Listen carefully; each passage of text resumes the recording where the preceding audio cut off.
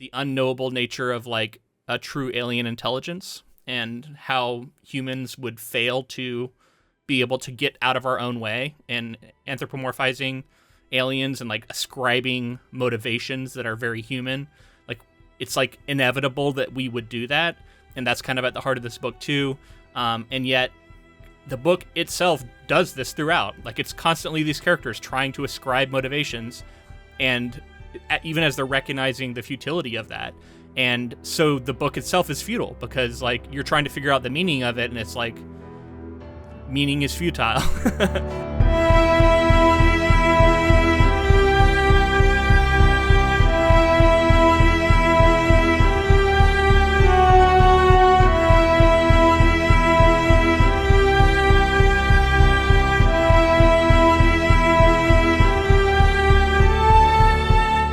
Welcome, friends, to episode 315 of the Ink to Film podcast, where we read the book and then see the movie. I'm writer Luke Elliott. And I'm filmmaker James Bailey. And this week we discussed Stanislaw Lem's 1961 novel, Solaris.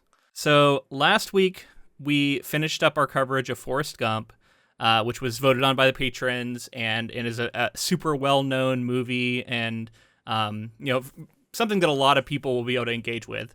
So this week, we were called to something that nobody asked for, but hopefully people will enjoy because we were intrigued, and that is Solaris, which is a famous Tarkovsky film, which is a filmmaker I've never seen. One of my favorite films I've ever seen, and it's a shame that maybe people weren't asking for this, and we can dive more into that because this is awesome. And more people need to be talking about this. That's cool. Okay, so interesting. So you have seen the movie then? I have, yeah. Okay, so interesting. So you're going to have a little bit of that maybe influencing you, whereas I haven't ever seen either Solaris film because there is also a 2002 George Clooney movie.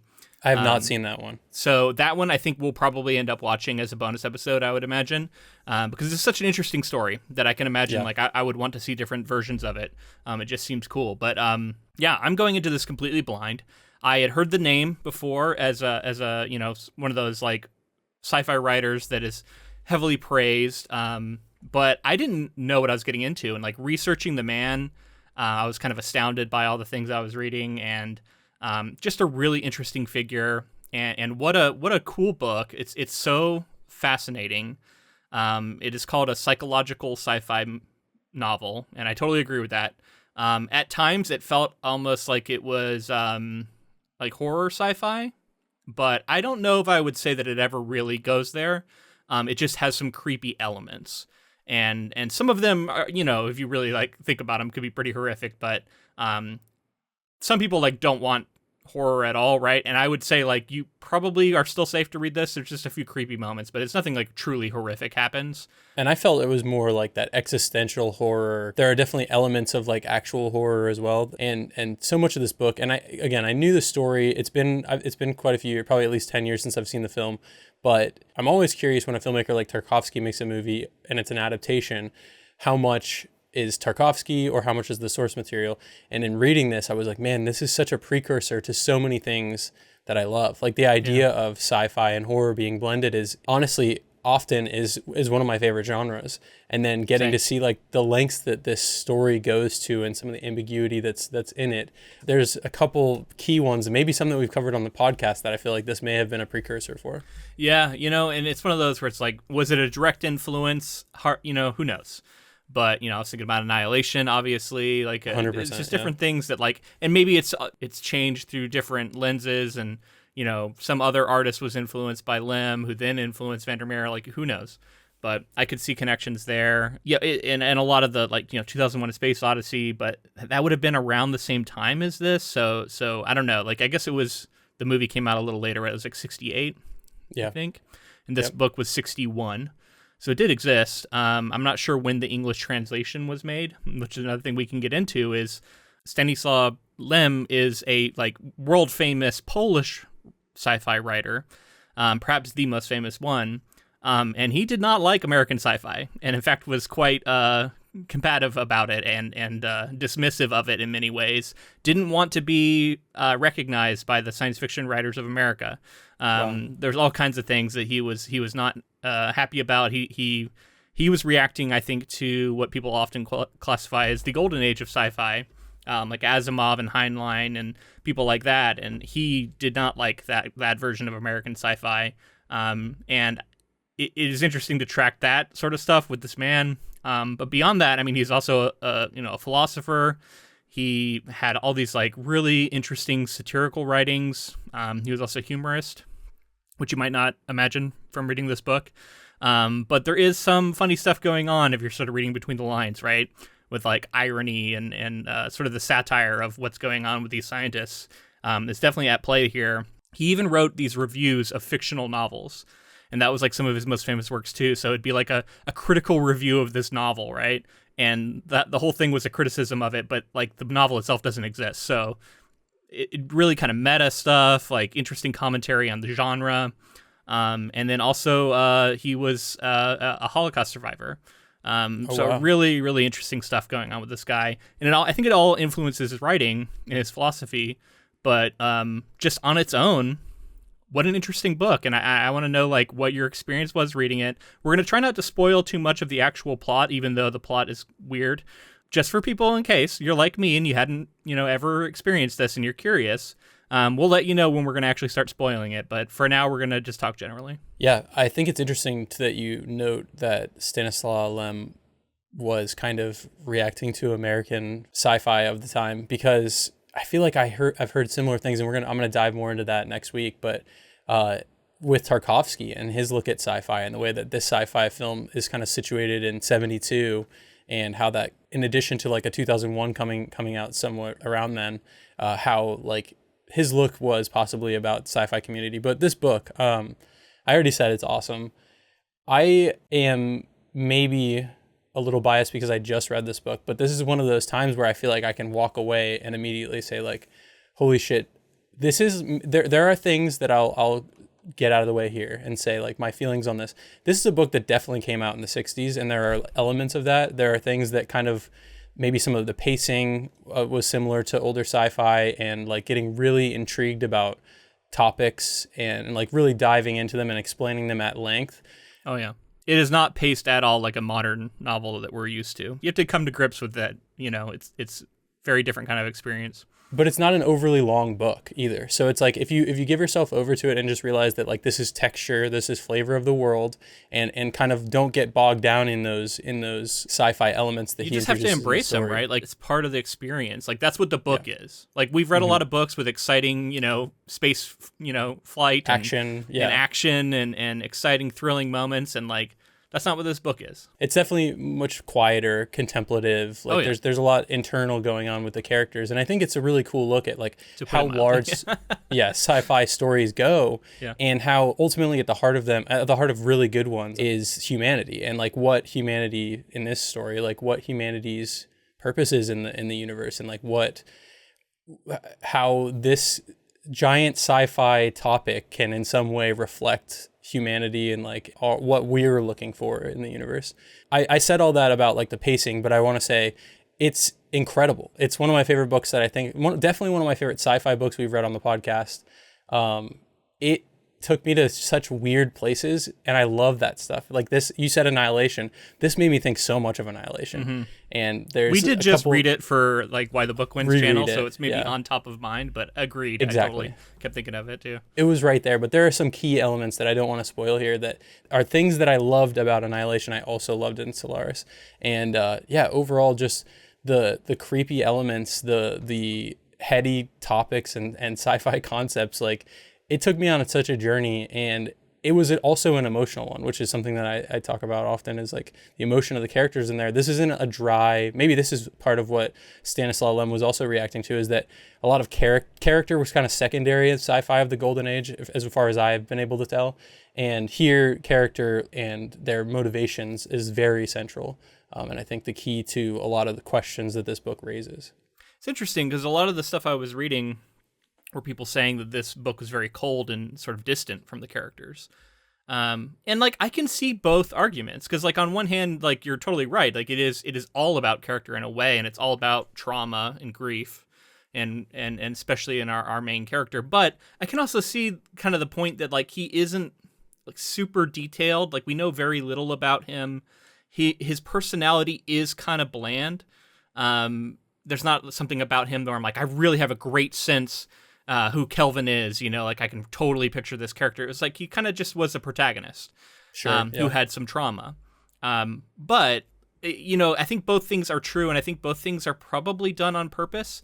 Now, I don't want to I think there is a trap that you can go to either side of. Is like one is ascribing like everything he did was this like masterwork, genius level choice to like, speak on all these different layers, and like nothing was random and everything was highly purposeful. And I think that's probably more accurate than some of the other stuff where it was like, oh, he's just like taking the piss, making fun of everybody. Like none of this is that serious.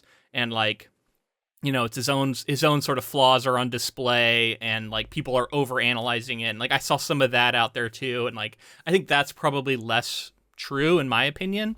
It feels more like that. But I also think there is a danger to like ascribing everything he did as to some like, high level chess move. I'll admit that I probably am in that camp of thinking that way about this story. And I took it as dead serious. Like, while I understand that maybe there's commentary, I also took this as like a really like deep and contemplative like look at the human experience, and then into our how infinitesimal we are, and like our look at the universe and what it means to explore and why we explore in a lot of ways. Yeah, and that's absolutely there. I think it's just whether or not people find that interesting is what it comes down to me, because some people are just really dismissive of that stuff because they're very highly dissatisfied with the idea that there like might not be an answer to a lot of these questions that he poses. But like that is at the heart of this book too, is like the unknowable nature of all these questions, the unknowable nature of like a true alien intelligence, and how humans would fail to be able to get out of our own way, and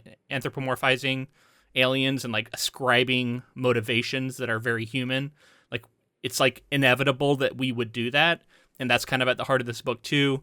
And yet the book itself does this throughout. Like it's constantly these characters trying to ascribe motivations, and even as they're recognizing the futility of that.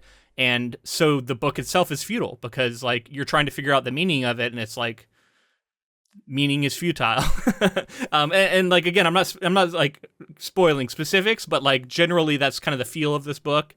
But within that, I think there's incredibly fascinating philosophy, these outlines of intelligence, of sentience, of grief, of how fixed we are in our own perspectives, and how we can struggle to like truly empathize.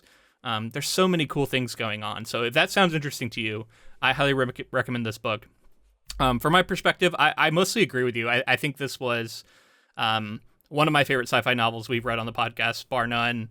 I did at times find it a bit dry. There are moments, especially in the second half, where we were spending a lot of time with this like meta text stuff, where we were like reading these other accounts, and like it was somewhat interesting. But even I started to find it a bit dry. Like I wanted to get back to the story, right? Yeah. And maybe that's a failing of mine. Well, no, I reacted to that as well. Like I felt like there's a bit of it that if you're a modern reader, you're going to get bogged down. But I think it's still fascinating all the same, and the book is not that long. Yeah. So I was honestly like caught between 4 and 5 stars when I was thinking about it. I'm like, is it a 5-star read or 4-star read? Because of the like some criticisms I have for the pacing, for like just it not being the kind of book I normally enjoy. It's like more like subjective reasons. But I'm actually leaning more towards that 5-star. There are some platforms where you can give 4.5, so maybe I'd give it 4.5 if I could. You're talking specifically about like Goodreads? Yeah, Goodreads specifically, you can't. And like I'm leaning towards 5 because just how profound it is, and like the highs that it achieves and the things that it made me think about are like, it's so rare to find books that can achieve that, and that can make me contemplate such things. The other thing that I was thinking a lot about as we were covering this is Ursula K. Le Guin, and how The Lathe of Heaven was another book that read kind of similar to this, and like I had similar criticisms of like not really fitting what I was thinking of as like a modern book with the pacing that I'm used to, and really heady concepts that are really out there. And they were somewhat contemporaries. So interesting to think about those two in relation to each other too, because they both kind of represent a new wave of sci-fi that was emerging. Although I think that's a very American concept, specifically American New Wave. So you can't really put Lem in that camp because he decidedly did not want to be considered like an American author in any way, right? Like he So one of the things I read about him was he's a polyglot who could speak like 12 different languages fluently, including English. And yet I think it's notable that both of the major English translations are not done by him. So to me, it seems like he was not interested, right, in doing that. He was reported to have an IQ over 180. So the man was a genius from all accounts. And, I think there was a lot of very high level thought on display here. I mean, just reading his work, like you can tell this is somebody who thought very deeply about existence and about the nature of humanity. And you mentioning that he's a Holocaust survivor, I had no idea. And like just thinking about the story now, I'm recontextualizing a lot of stuff as far as that. And like I think many will see the story as bleak. And I feel like there's just a certain way that an experience like that may shape your outlook on the world and the universe. Well, I say Holocaust survivor, and I'm realizing that maybe, I don't know if the term applies for sure, but I think it does. Okay. He was Polish, born of Jewish ancestry, but he says that like he never even thought about being Jewish until the Nazis arrived, and like him and his family were all of a sudden being persecuted. His father faced a firing squad, but was saved at the last moment before being killed by like a friend of the family or something. And I saw elsewhere that maybe Stanislaw as well escaped execution. But some of these details, it was hard for me to find specifics. So this is one of the challenges of covering something in a week. Is there's a lot, and we read the book in addition to researching it, right? And I'm like, oh god, there's a lot about this guy I could really try and dig into. There's like whole biographies written about him that I didn't have time to read. But it seems like that was going on, and then many of his friends ended up being sent to death camps and so forth, and he wasn't sent to a camp. He ended up instead working as a mechanic. He said that he learned how to, I forget what it was like sabotage vehicles so that they wouldn't realize it was sabotaged until like far down the road or whatever. You know what I mean? So yeah. he was fucking them up, but not in a way that they would immediately break, but like it would eventually break. A lot of that stuff was like super cool, right? Like the idea of him working against the Nazis and helping out people in the ghettos and.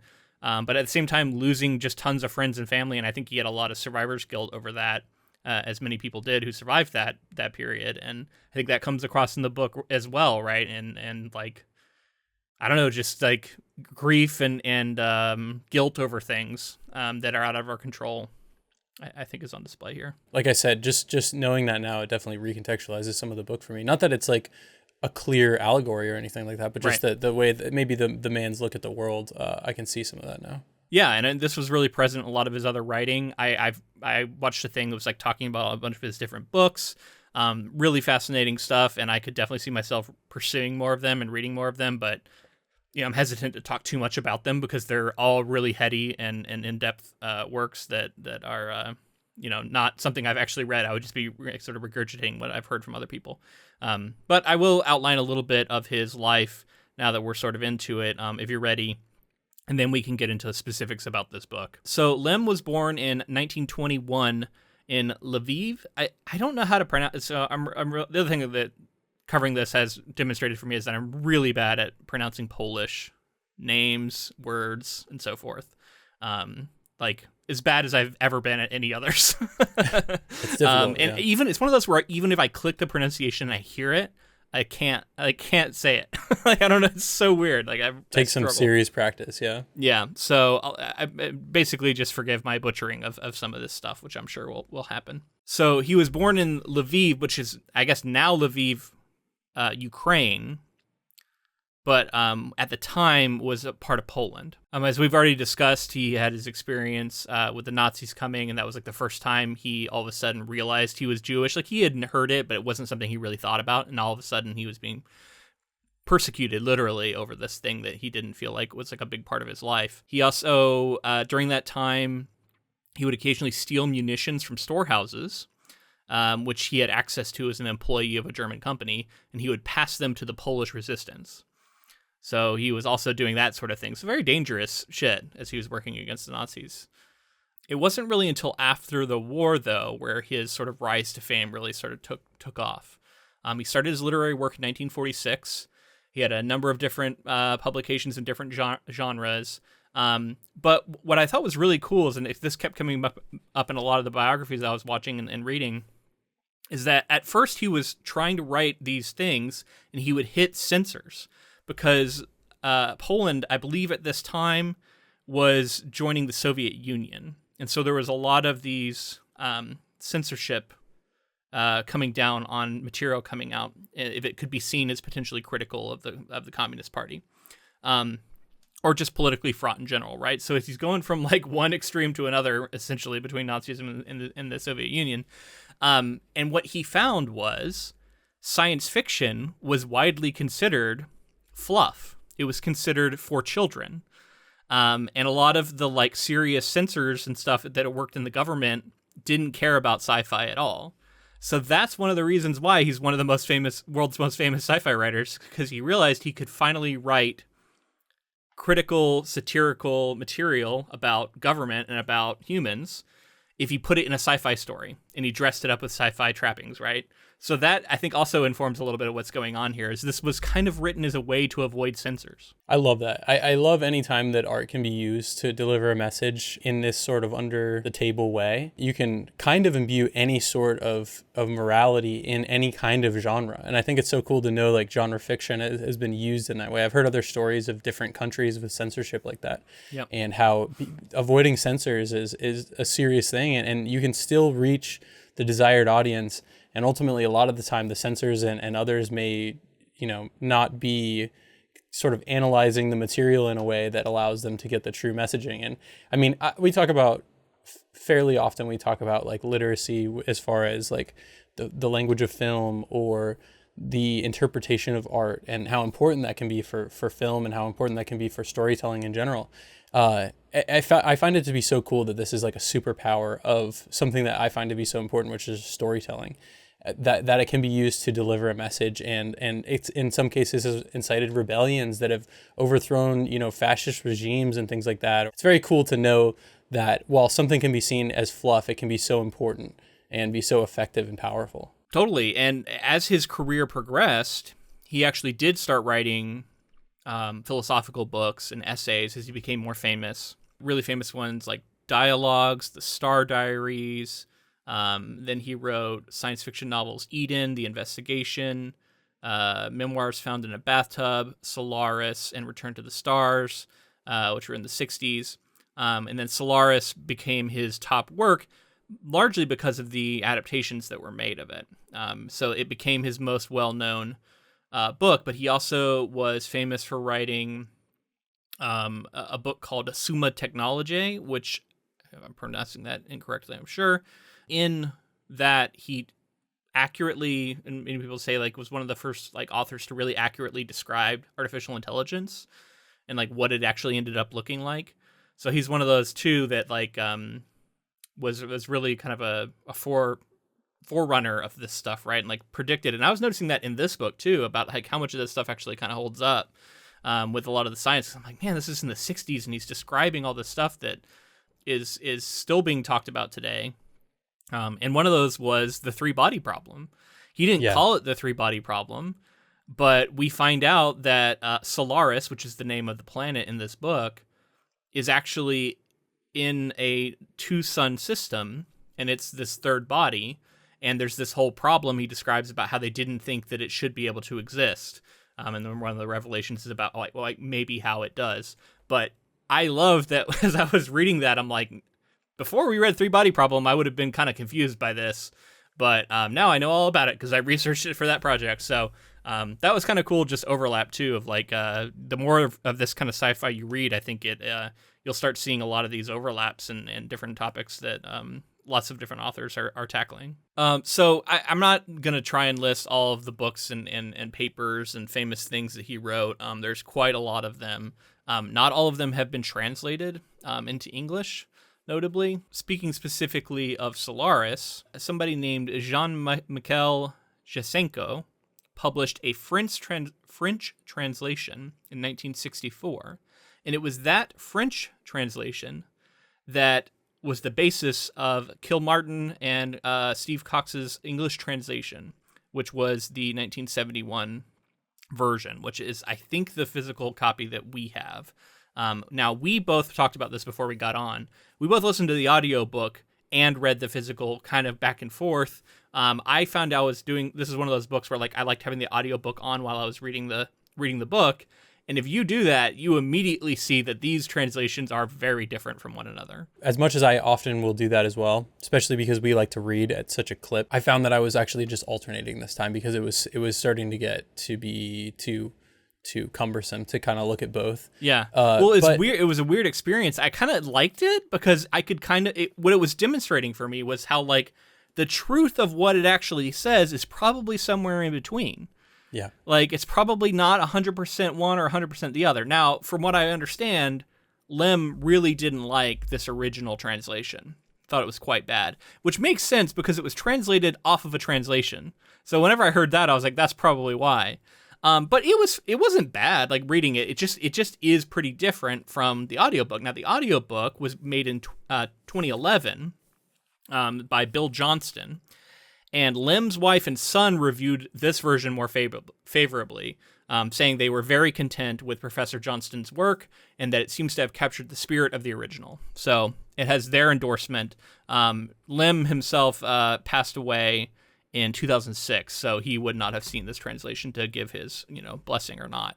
But I did like I think of the two, I preferred the audiobook. I found that like as I was listening and reading along, I was like, yeah, the audiobook found a way to like say it that like made more sense, that sometimes like cut out some of the weirdness of the translation, and kind of, I don't know, it's hard to describe without like giving specifics, but like I just tended to prefer that one. I often felt like the choice of words too was more creative. I often felt like they would find adjectives and ways to describe things that were more thoughtful, in my opinion, than maybe the book translation was. But yeah, I mean, one of the large things to note too while we're talking about this is two major characters have their names changed. In the original translation, one of the characters is named Snow. When the official translation or the audiobook, it's actually Snout, which I believe is a Polish name. Yeah. And then same thing, there's a character named Rhea, that's the translated name, and the original name would be Hare. Yeah, and supposedly that is an anagram. So I guess it was chosen because it would be easier for English speakers to, I don't know, say or perceive as a woman maybe, because it almost looks like Harry, which would be a strange name for a woman. Yeah, it's certainly perceived that way in the 70s. I was going to say a very 70s move, but sure. So that, yeah, Rhea is what they changed it to, but it's an anagram of it. But also, I was thinking about the whole thing you were talking about character. I do think there was a bit of coldness because they speak in a way that isn't as human to me as the modern translation. Now, some of that might be just that it feels more modern, but it did feel also like there was a little more character given to each individual, and some of that was stripped away as I was reading the actual book. I'm like, it doesn't feel as personal. So maybe some of this reaction is also because these are a lot of English-speaking critics reviewing a translation. A lot of these reviews have been around a long time and maybe aren't even reacting to the 2011 fairly modern translation. So we have to, I think, keep that in mind as well. So yeah, I mean, there's so much about this guy that I could get into, but I want to leave ample time to discuss the really weird things that happen in this book. So I think we're going to move on from him. I will just point people to looking into this man. I'll maybe attach some of the videos I watched in the show notes if you want to check those out yourself. Really fascinating guy. Definitely want to learn more about him going forward. But yeah, I think if you're ready, let's actually talk about what happens in this book. Let's do it. Yeah. So we're going to top spoilers here. So everyone who doesn't want any, come back after you finish the book. Right. So Solaris chronicles the ultimate futility of attempted communications with extraterrestrial life inhabiting a distant alien planet named Solaris. The planet is almost completely covered with an ocean of gelatinous material that is revealed to be a single planet-encompassing entity. Terran scientists conjecture it is a living and sentient being and attempt to communicate with it. Chris Kelvin, a psychologist, arrives aboard Solaris Station, a scientific research station hovering near the oceanic surface of Solaris. The scientists there have studied the planet and its ocean for many decades, mostly in vain. A scientific discipline known as Solaricists has degenerated over the years to simply observing, recording, and categorizing the complex phenomena that occur on the surface of the ocean. Thus far, the scientists have only compiled an elaborate nomenclature of the phenomena and do not yet understand what they really mean. Shortly after Kelvin's arrival, the crew exposed the ocean to a more aggressive and unauthorized experimentation with a high-energy X-ray bombardment. Their experimentation gives unexpected results, and it becomes psychologically traumatic for them as individually flawed humans. The ocean's response to this intrusion exposes the deeper hidden aspects of the personalities of the human scientists while revealing nothing of the ocean's nature itself. It does this by materializing physical simulacra, including human ones. Kelvin confronts his memories of his dead lover and guilt about her suicide. The guests of the other researchers are only alluded to. All human efforts to make sense of Solaris's activities prove futile. And that's where the summary ends, which I thought was pretty funny.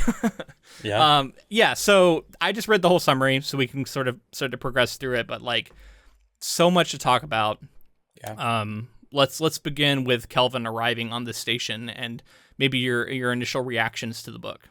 Well, the setup is very early on. We get this scientist is coming to this base and immediately is confronted by someone who seems insane. This character, Snout, yes. And he's got like blood on his hands. At the end of the chapter, we find out, and he's just behaving erratic. Very strangely. And right away, I'm like, there's like a murder mystery element. Like, did this guy murder another person on the base? Because that's what you're led. I think that's what you're led to believe. And then there's this ominous thing that he says, which is, there's other things at work. Just be open to any experience. Just be prepared for anything. Be prepared for anything. It's just like exactly what you want to hear when you're on a new base. And I just love the setup of that. And we kind of get some hint of like they're attempting to communicate with extraterrestrial or alien life in some way. And so those are kind of all the details we get. Then we start to progress into it, and almost right away he sees a lumbering ghost, basically. And this is awesome. Like, I immediately was like, are we getting ghosts of this base? Are we getting something about this planet has drawn that? We come to find out it's like manifestations of people's guilt. It seems at first it's manifestations of their lives. We don't know necessarily like what that takes the form of. But we do come to find out that most of them seem to be in some way like almost torturing the people that are here. Maybe. Yeah. and this is going to be a recurring theme of this discussion, is that like almost everything you try and assert about this book, there is like a counter argument to it, right? Of like, sure, or maybe that's not happening. And so, yeah, you're talking about the first time we see or Kelvin encounters this black woman in like the hallway, who's not supposed to be there, and is described in a very racist and unfortunate misogynist sort of way. And at first I was like, oh boy, I thought we were, not going to be dealing with this sort of stuff in this book, but here we are, white guys from the 50s and 60s at it again, right? And I think there probably still is an element of that going on. But again, this is one of those situations where you can say, like, is he actually playing another game? Is this about how the perception of the other is perceived as alien? Is there something that he's trying to say about science fiction here, like in a meta way, and how we perceive that? Like, there's, the character himself is a white man, so he perceives this certain ways.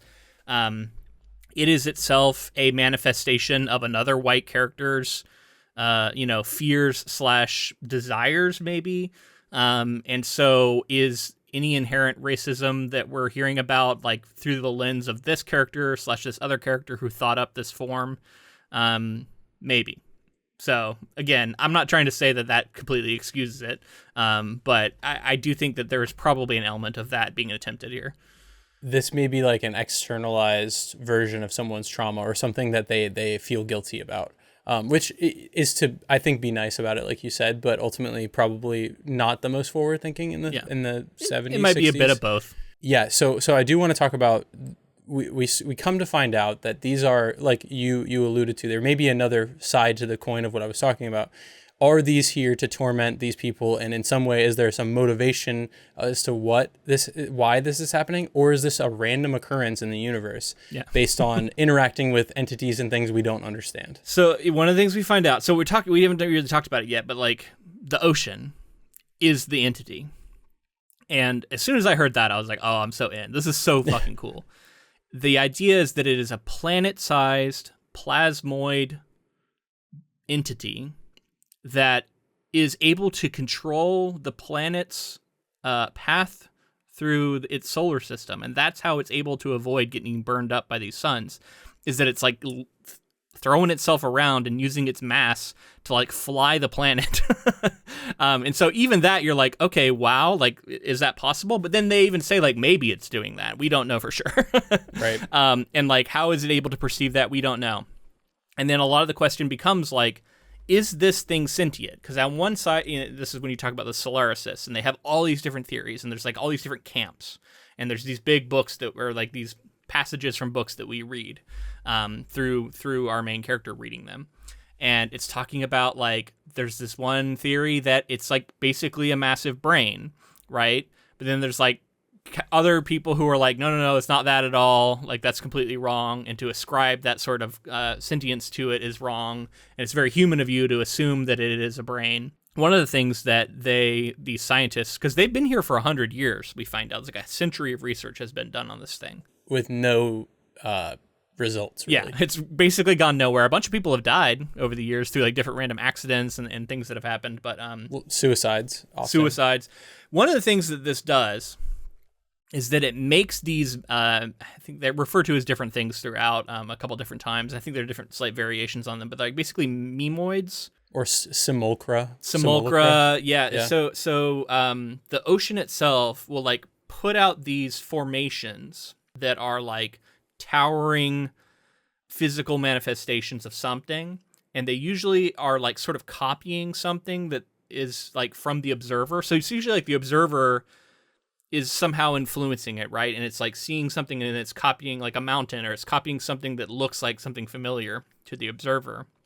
And so this phenomenon has been of much debate throughout the 100 years that humans have been observing this. And the question is like, is it doing this on purpose? Is this an attempt to communicate? Is this just something that this material does? Is this even a sign of it being alive? Or is it something else? There's different schools of thought about it, and people become obsessed with it and try and, divine all sorts of things from these. And then we can kind of see that if you extrapolate that out, that they're called the guests that each person is now all of a sudden encountering are a similar sort of phenomenon, it seems like. But again, the question becomes, is there a purpose to them? Is it just something that's happening sort of by accident? Is it sent as a test? Because you could also see maybe the planet as testing the humans, much like the humans are testing the planet, the ocean perhaps. Or you can see it as torment, sent to torment the humans there, sent to control them, to distract them from their studies. There's all these different things you can perceive because that seems to be the effects that it's having. But of course, like, just because something's having an effect doesn't mean that was why it was done. And that comes back to so many things about this book. I mean, the ocean and this entity is so fascinating. And the wormhole that we go down with this is we automatically are seeking something in the universe. And I think we want to explain it. And because we're trying to explain it, we try to compare it to things that we do know and we can explain. And in doing that, trying to box it in, they're being short-sighted. It's talked about in the book as well, is this idea of like, you can't know. For one, like, seeking out another entity is almost certainly futile. Like, the idea that we could even communicate in any capacity, or that the entity would want to communicate with us, and wouldn't just see us as like, I think that it's talked about like, why do humans attempt to communicate with moss? on a tree, things like Right. that. Like that's how insignificant we possibly could be to another entity. And like, so all of that is to say, like, that's what we tried to do to the ocean. That's what they tried to do, is try to communicate with it in some sense. And what we do know, what I think I know at this point about the story is that when they have sent these high energy X-rays, there is a reaction to that. So Right. I think there is some sort of sentience. And now that's like, kind of what he's realized. He's like, I think we've kind of proven that this is something intelligent, and that in and of itself is like is some sort of discovery. But is it almost like an animalistic, or like who knows if that's actually like sentience of like a being, or if that's just like a reaction, like, chemicals reacting. I find that to be Reaction so fascinating. to a stimulus, yeah. Yeah. And the ways that's explored. You could and perceive talked everything about. that's happening as it sort of trying to defend itself. Like if it perceives this as an attack, and then these guests are actually, like I was saying before, maybe a way to control them or distract them. But who knows? Maybe not. Or is this copying process that it's doing, that it's through the perception of these humans and stuff, is it just a manifestation of like, since these people are nearby and there's some interaction or some reaction that's happening, it's manifesting and copying something into existence, just like it was with these formations and stuff. And that's kind of where we're at with, like, do we think that it's sending these beings as a test? And yeah, I think it can be argued either way, but these beings are super fascinating to talk about too, because before we get into those, because I do want to talk about them more, I want to read a quote, because I do think at some point we should give a little bit of a taste of what this is actually written like, but it touches on some of the things we just talked about. So, we take off into the cosmos, ready for anything, for solitude, for hardship, for exhaustion, death. Modesty forbids us to say so, but there are times when we think pretty well of ourselves. And yet, if we examine it more closely, our enthusiasm turns out to be all a sham. We don't want to conquer the cosmos. We simply want to extend the boundaries of Earth to the frontiers of the cosmos. For us, such and such a planet is as arid as the Sahara, another as frozen as the North Pole, yet another as lush as the Amazon basin. We are humanitarian and chivalrous. We don't want to enslave other races. We simply want to bequeath them our values and take over their heritage in exchange. We think of ourselves as the knights of the holy contact. This is another lie. We are only seeking man. We have no need of other worlds. A single world, our own, suffices us, but we can't accept it for what it is. We are searching for an ideal image of our own world. We go in quest of a planet, a civilization superior to our own, but developed on the basis of a prototype of our primeval past. At the same time, there is something inside us which we don't like to face up to, from which we try to protect ourselves, but which nevertheless remains. Since we don't leave Earth in a state of primal innocence, we arrive here as we are in reality, and when the page is turned and that reality is revealed to us, that part of our reality which we would prefer to pass over in silence, then we don't like it anymore. So this is a taste of what this book is like. It's very philosophical, and there's a lot of just like really meaty passages like that. But I love this idea of like recontextualizing the idea of space exploration, and this is very skeptical of it. And it's this idea of like, we're just looking for more of us out there, and we're not interested in actually interacting with truly alien worlds and alien beings, because we want to spread, the sort of the gospel of the holy contact, as he calls it, like, spread our way of thinking and our way of life. Yeah. Well, so much of human history has been spreading ideology. It's religion, it's ideas, it's governments, it's all of it. It's always like, I'm right and you're wrong. And so there's some sense that you would carry that into the cosmos. But I love the idea that this brings up is we're looking for something to reflect humanity. We want something that's going to tell us why we exist, give us meaning in this like massive universe, and make us special in a way. And I think that that's obviously so small-minded, right? Like that idea, we can't think that we're that important, right? His proposal also seems to be that like we can't escape that in some sense. Like it's always going to be the case. Because otherwise you just like choose death or something, right? Like everyone has to feel a sense of meaning or some Well, sense it would require thinking outside of our capability. Like we're unable to think in another way. Can't perceive it. Yeah, can't go beyond what we know. Yeah. Yeah, and that's what this book is about. Again, and it's so cool to see it pulled off. And so we should talk about these simulacra and how they sort of operate within the narrative because they're very important. So our main character, Chris Kelvin, he's trying to investigate the mystery of the station. He encounters this visitor of a black woman. He finds out that the man he has been sent, like he was someone who he had been in contact with, and he was sent to talk to him, is dead.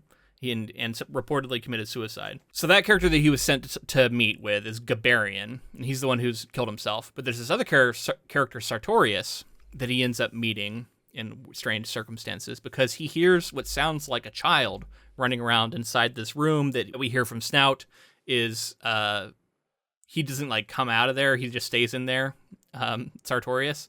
And he's like, yeah, he doesn't come out. So like he has to convince him to like pop out into the hallway to speak to him for a moment. And when he does, there's this like crazy racket behind him. Something's trying to get out and like almost supernaturally strong, like trying to fight its way out. And he has to go back into it.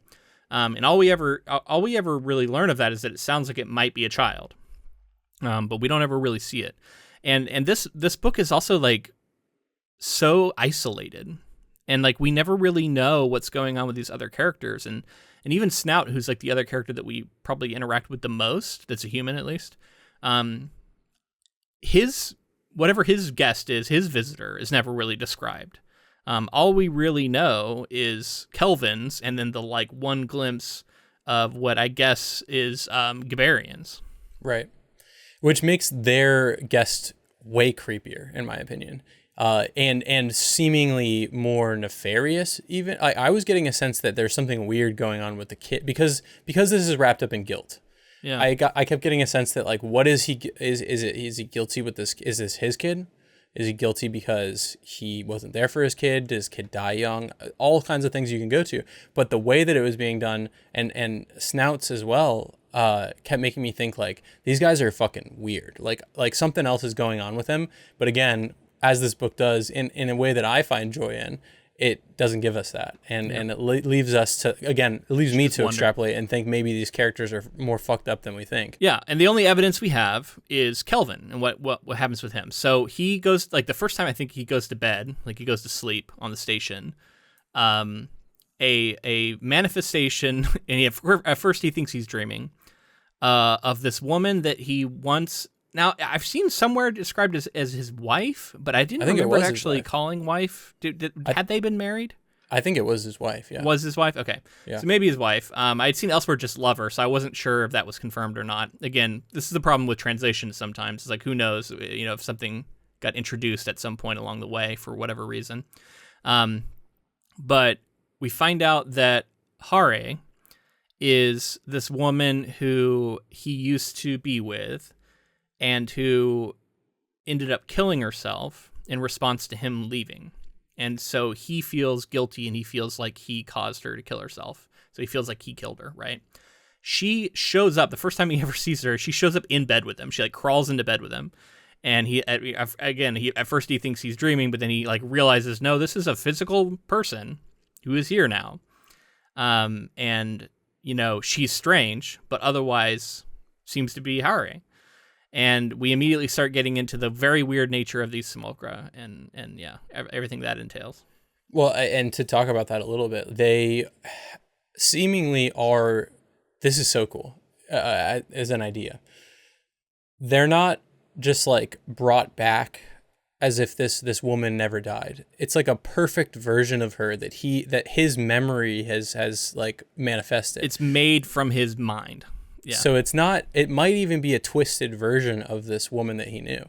And the ways that plays out is that the simulacra doesn't realize that it's a simulacra. It thinks it's the woman, and how this ultimately, this woman killed herself, and how time goes on and we come to find that she has some of those same tendencies. So let's talk about that. So the first thing that happens is that he realizes like this isn't real. This is something that is being created by the planet. And when he realizes that, he decides to destroy her because he can't stand it. He's like, I can't be around this. So he convinces her, because it's just her, like when he talks to her. And so she's very trusting of him. And he convinces her to like get dressed, come with him. We're going to go out and we're going to look at this rocket. Like, come check this out. Oh yeah, sit in the cockpit. Yeah, and he like just basically tricks her to get in there. And then he launches her off the station to get rid of her. And we see that she has some sort of extreme strength too, as she's like trying to fight her way out of the cockpit. So like something is like supernaturally strange about them, and they have this like wild power to them as they, whenever there's like a threat of them becoming separated from the ones they'll smash through walls. Through, they'll smash. It almost smashed its way out of the rocket. This is clearly an entity. I don't know. We can talk about like what we think, theorize what we think happens when this being launches off, but seemingly launched a being into space to be isolated forever. Yeah. So he says that there's no oxygen later on. Snout's like telling him we should call up that rocket and see if it's still out there, see if she's still there. And he's like, no, there's no oxygen on it. She would have died. And he's like, do they need oxygen? Do you know that? He's like, oh, I don't know. Well, we come to find out that they all not only are super strong, but they can heal from injuries and survive ridiculous scenarios. Like, they find out, he finds out that they're able to heal from like any wound, basically. So, but what happens is the following night, she's back. She's in the thing. But then he finds out that like, it's not the one he launched though. It's like a new one who doesn't know that happened. And it's sort of created again from that same sort of thought. And this is the one that he ends up keeping around for a long time, because he realizes that she basically is the woman of his memory, right? Like in some ways, in many ways. And he kind of falls back in love with her. And we see that like how this could have driven many of the people on this station mad, because they're all having somewhat similar interactions, it seems, with their own individual guests. And he quickly falls into the traps that like the whole time he's been talking about, like how he's not going to do, right? And then all of a sudden now he's like, oh, actually, this is more important to me than anything else. It's more important to me that Hari is alive and with me than anything else, than anything I was here to do originally. Yeah. And the ways that goes from there, because like I said, she committed suicide in life, and then this character starts to realize that she doesn't actually exist in a really weird way. I love the way that was set up, because when I first heard the like whole suicide plot point, I was like, really? We need this? Like, but it actually works so well because it sets up this idea, because she starts to overhear the conversations he's having with Snout, and she starts to say like, I'm not real, I'm an alien. He doesn't really love me, he's pretending. And when she realizes that, she becomes suicidal. And that totally lines up when the real person was, right? Now, this isn't the real person. I think it's important to remember. This is like the thought form. But then the thought form then attempts suicide and fails. This is when she finds out that she has this like extreme healing ability. And this scene is pretty fucking nuts, too. Yeah. She drinks liquid oxygen, and then the description is like pretty brutal. Yeah, like freezes her from the inside and all this stuff, and then she should die, but then she like doesn't, comes back to life essentially. Yeah. And she's trying to like spare him the situation, but like at this point he doesn't care. He wants her alive. Like he's glad that she, she's able to regenerate. But then also there's like moments where he like sees past the face of the person that he loved, and instead he sees something else there, and it's really uncanny, and that's like his moment of revulsion. And those moments keep happening, but it's like, it's interesting to see him wrestle with that of like, is that the truth of what's going on here or not? And so while this character, Hare, is following him around, he's also like going and reading all these like manuscripts and different like research papers and things that people have created over time. And at first he's trying to figure out a way to like deal with the entity, it seems, or interact with the entity, or whatever they're trying to do. And it's interesting to think, are these satellites of the ocean entity? And like anything that they experience, is it also experiencing? And again, that's giving it like some sort of like human kind of perception on sentience. But so he's like looking into it. Then he's trying to figure out a way to like kind of fully bring her back. and make her real in a sense that they could, like, they start talking about leaving and going out and getting a farm together and having a life together. And so he's really, really, which is pretty clearly a fantasy. One of my favorite parts of this whole section, whereas him talking to her and her like asserting that like, I'm not aware of this. Like, I cannot think anything about this planet. I have no awareness of being anything other than who I am.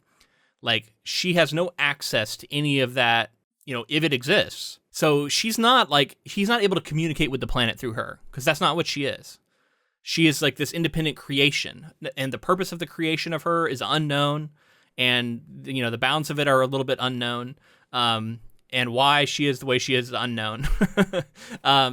And one of the things I love too, because she's this thought form given to the physical world, the idea of her being obsessed to the point of like becoming super frantic and having to like tear down doors and stuff if she's ever separated from him, is really interesting, because on one hand, it's creepy as hell, and it makes it seem ominous, and it makes it seem like it's actually, I don't know, like an aggression. Like this is something done to control them, and they can't get away from it.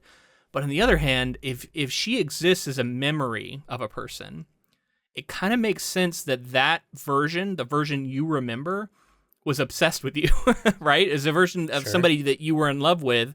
Like, your memory of them is all about how they relate to you, like by just sort of the limited perspectives humans have. You're going to remember all the ways in which she interacted with you, and everything she did was in its relationship to you. And so it could make sense in a way that she would actually be that way. She actually is obsessed with you and has to be around you at all times, because that's kind of how that memory of her was. Which actually does remind me of another part that I wanted to talk about. One of the books that gets read, or reports that gets read, is about these two pilots who like had an expedition. They went out. One of them died and like fell into the ocean and was lost, and then the other one came back and like started talking about all these things that he saw. And the people who were like running, I guess, the Solaris station at the time were like, "This sounds like you hallucinated it. This doesn't sound real." So he like has this whole thing where he's like, "Are you going to classify these as hallucinations or things that I actually saw? Because if you're calling them hallucinations, I'm not going to tell you about them," which I thought was so cool. He's like, because those are then, if you're going to just classify these as hallucinations, then that's just my business and you don't need to know about them. But if you're going to take me seriously, I'll tell you about them. And of course they like won't take him seriously. So we only get like a little bit of it, but like really weird stuff. Like he's flying up, and then he like looks down in these like little pockets, and he like enters one of the pockets, and it seems like maybe this is where the other man fell, maybe. And then now all these like wild creations are popping out of the ocean, and specifically there's like a 13-foot tall baby that's like testing out his body for the first time, and there's like all this wild stuff that he sees, right? And it sounds trippy and dreamlike, honestly. Yeah, and the dreamlight thing is something I wanted to touch on, because so much of what Kelvin goes through is like almost like intertwined with dreams. Like he's waking up. Well, yeah, he keeps on having dreams too, and talking about how like in the dream there's like something penetrating his mind, and like he starts to think that he himself is like just a creation, and that he's not actually human, and all this stuff. And it's like, so that could be a part of the entity, but then they also get to the point where they're talking about the entity as a god, and I thought this part was particularly interesting, because we were talking about it as a god, and then they talk about it as a failed god, and a god imperfect god, a god that's trying to figure out how to be all powerful in the sense that like we can perceive, like of what we would think of as a god. And that leads into a whole other thing of like this giant infant, that imagery makes you think like, is this meant to be some sort of representation of this is something that's still trying to find itself in its own sort of sense of reality? Is it still trying to develop into what it will eventually become? And maybe that's part of the randomness of it, is that it's just like learning and figuring things out along the way. Yeah, I mean, this whole thing about the imperfect God is awesome. Honestly, I love this stuff, and he even says like at one point he's like, because he's talking to Snout about this, and he essentially develops another theory for Solarism, and it's this idea that maybe this plasmoid ocean creature is actually an imperfect God, in the sense of a being that is essentially all powerful, and and yet is still in the process of like learning the nature of his own existence and doesn't really have any goals. So it's also like an impartial God that doesn't care and doesn't even understand other life forms. And what's kind of cool about this discussion is while he's talking about what they're encountering, he's also talking about this implies the existence of maybe there's another one out there. And the other one out there is more advanced and actually does understand some of this stuff, and yet is itself an entity that is still beyond comprehension, and maybe that is a god. And like that is really fascinating in and of itself. Like the idea that there could be another one of these out there that would be able to, like it's talked about, like snuff out stars and control things on a cosmic scale. And that's to like almost explain. You can almost say that like, in the perception, the theory that they're posing, if you believe in a god, even on Earth, that maybe this entity is one of the, like our god in terms of like Earth god could possibly be one of these entities that's in somehow like manipulating and pushing things along. Maybe like we've been reacting to such a being, or a being like that could exist. I did read that Stanislaw himself was raised Catholic, but then, obviously perceived as Jewish, but then became an atheist for a long time, but then later on said he was an agnostic atheist. Made that distinction. And I think it's interesting, right? Because like, what is a god? It becomes the question then, and is that just another kind of intelligence that we don't understand, and a power level essentially that we don't understand? One of the things that I had, and I didn't see this anywhere, so I might be completely just pulling this out of my ass, but like, I kept thinking about the two stars and how the light was described, and they kept getting sunburned in weird ways, and like their skin would be like blistering. And at different times when the light would come in, it would like change how things appear, and it would seem to give them visions of some kind. It would affect how they were perceiving things. And we talked about this system where this plasmoid ocean is somehow manipulating the course of the planet so that it's not getting burned up. But a plasmoid, I kept thinking about how like in stars there are these like plasma oceans, from what I understand, of energy, and how like if this could be an entity, like what's to say the stars themselves aren't also entities or a similar kind of entity, and that maybe they could be communicating with each other. Like there's nothing to say that isn't happening.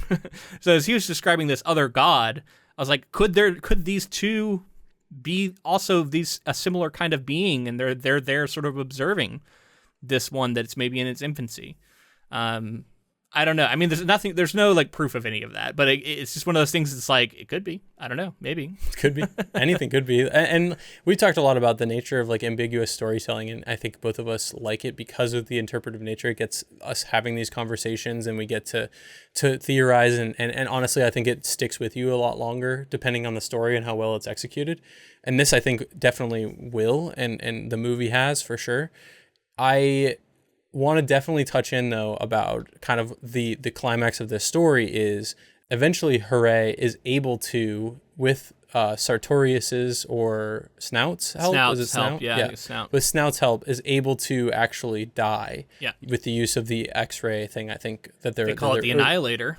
The Annihilator that they're planning to use on the ocean as well.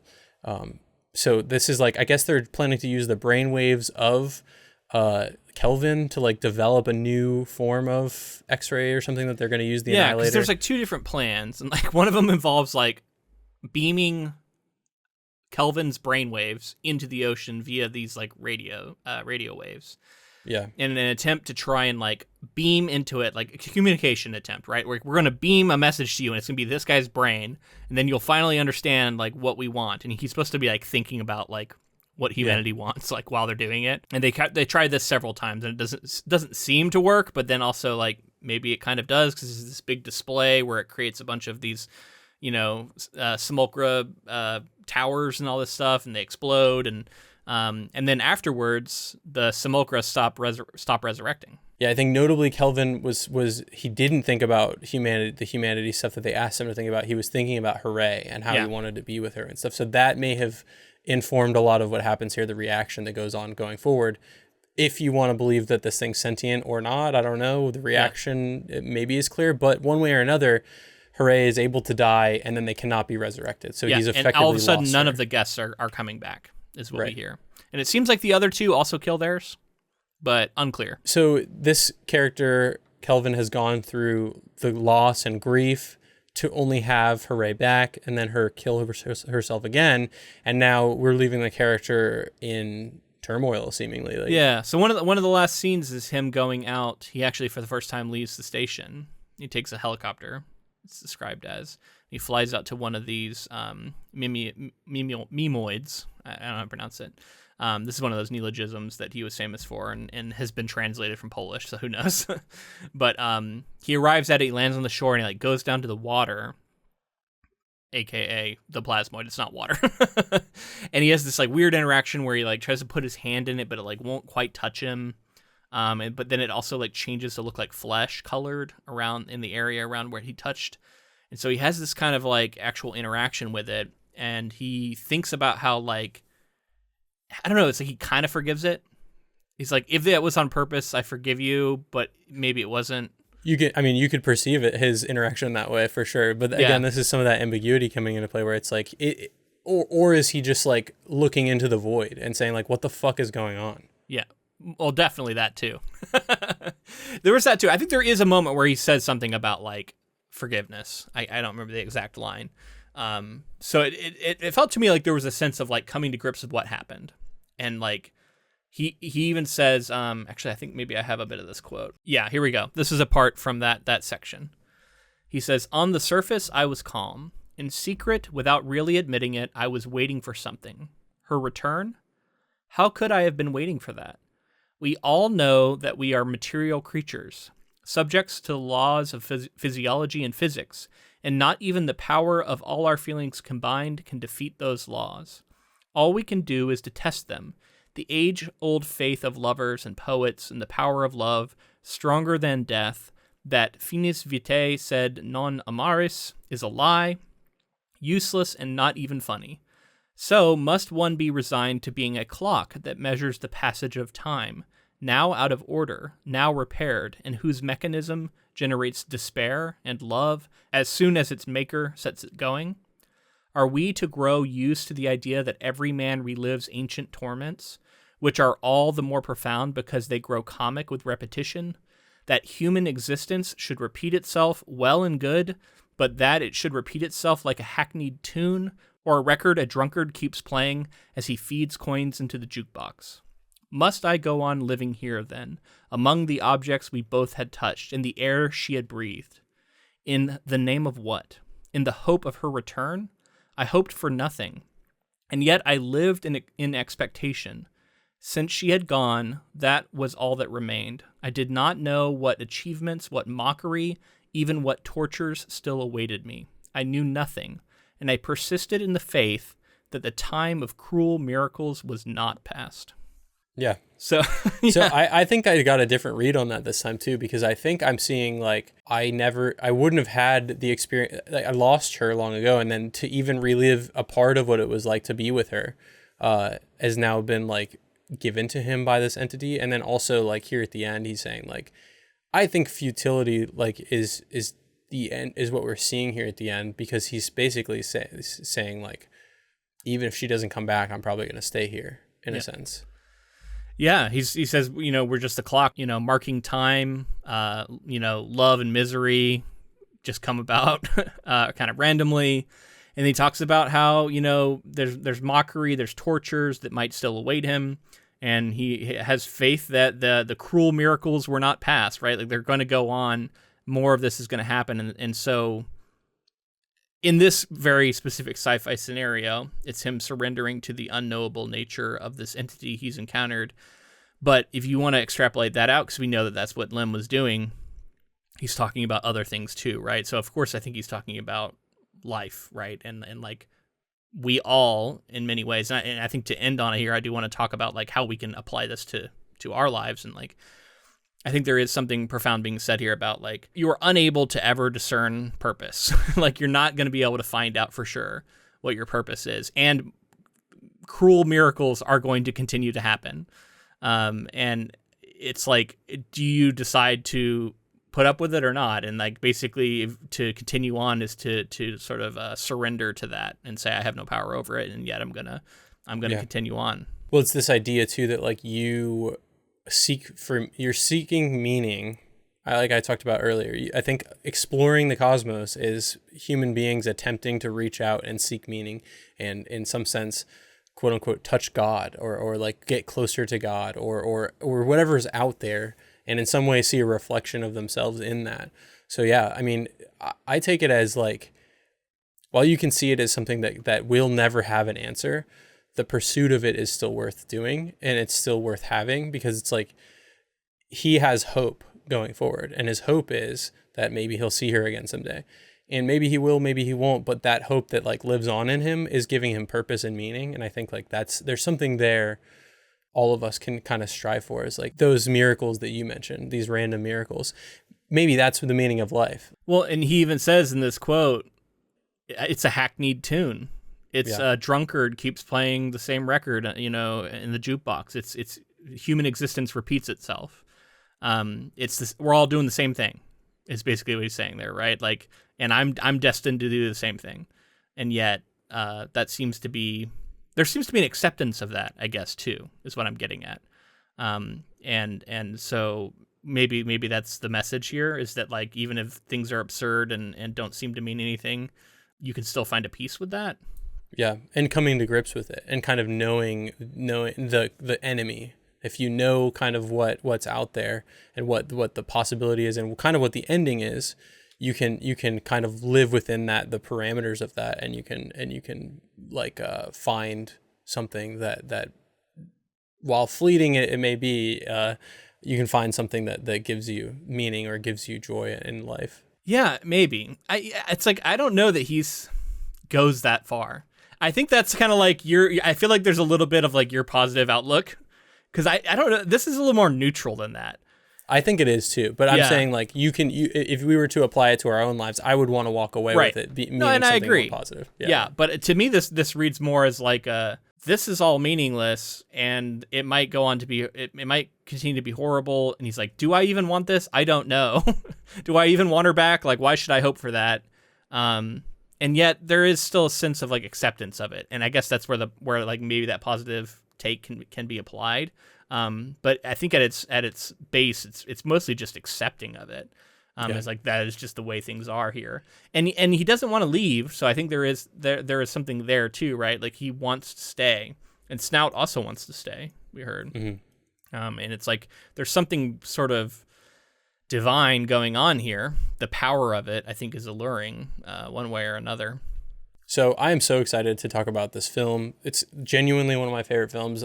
Seeing it in film school it's one of those experiences that will, I think, change the way that you see sci-fi films, and you can see the influence is so heavy. And it's just, again, this isn't a project that I think people were super excited for, but it should be, because I think having read the book, I'm like, man, this is something people should point to and talk about often, or more often than I hear of, at least. And I mentioned earlier in the episode, we talked about Annihilation, and we just covered it. I wanted to talk about a couple of things that struck me as similar, and specifically a big one is, obviously, there's an unknown entity without clear motivations, and that in and of itself is fascinating. It's more biological in Annihilation, and here it's more like cosmic, but also this idea of like exploration that has gone nowhere.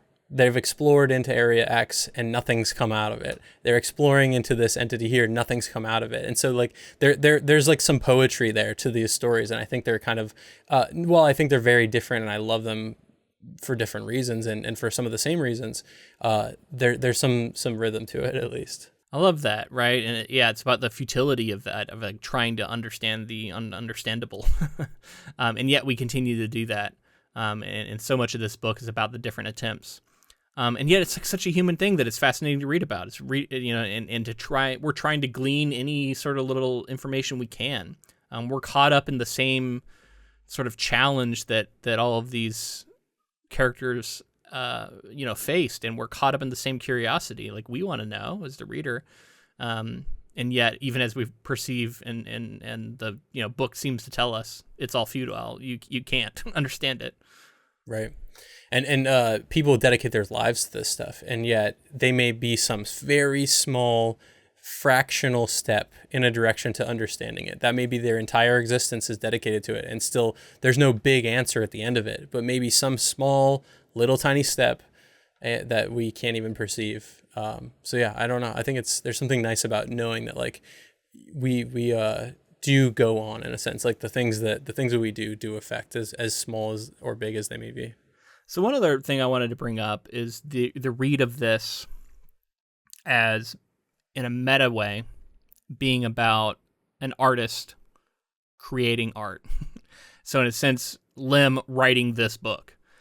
And there is this, if you look at these memoids as like maybe creations, like of an art, like an artist's creations, right? And how they are themselves copies and reflections of other things that have been perceived, and how like the true meaning of them can never be really grasped by those who are viewing them, and how they while they have structure and form, they eventually collapse. So it's not necessarily like a positive read of it, but like the idea of like the difficulty of one person being able to truly communicate with another, and how in some ways it's impossible.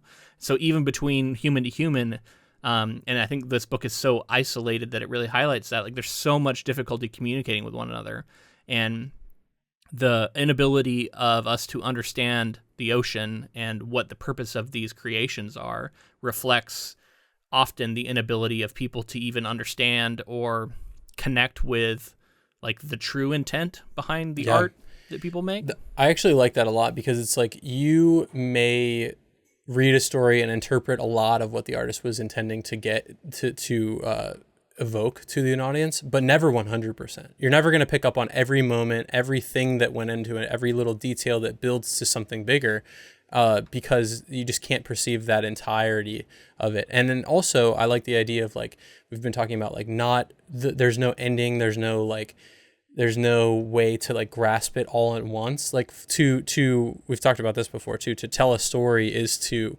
try to take something that's nebulous, something that's in your mind, and put it on paper. In some ways it's never going to be what you thought it was in your mind. And how the end of this story here, it's not going to be what you thought it was going to be, and it's never going to like fully end and encompass. But at some point you have to say, I've written the book, I'm done now. Even though you could go on for an eternity and continue to write the same book over and over. Totally. It is a great frustration of writers and of other artists, I'm sure, is like the thing that you conceive is never exactly what comes out the other side. The process of creating it is always going to be imperfect, and it's always going to be it's going to lack the depth. It's going to lack the meaning that you wanted to impart with it. And it's something about transferring between thought and form. Somewhere in that, things get translated and they get changed. And we can see that process is like sort of playing out all over the planet. And then maybe these guests are even a manifestation of that. So much we could continue to talk about, but I think we need to probably start wrapping this one up. Yeah. There's a whole other topic that I was going to talk about that I'll just touch on super quickly. And it's like, there's a similar kind of Blade Runner, android replicant kind of thing going on here, where it's like, what does it mean to be alive? And are these things actually alive once they've been given that spark? And are they truly sentient? How can we know? What's the difference between that and like something that seems to be sentient? Yeah. What's to say that they're not the same, like, sort of sentience and being that we are?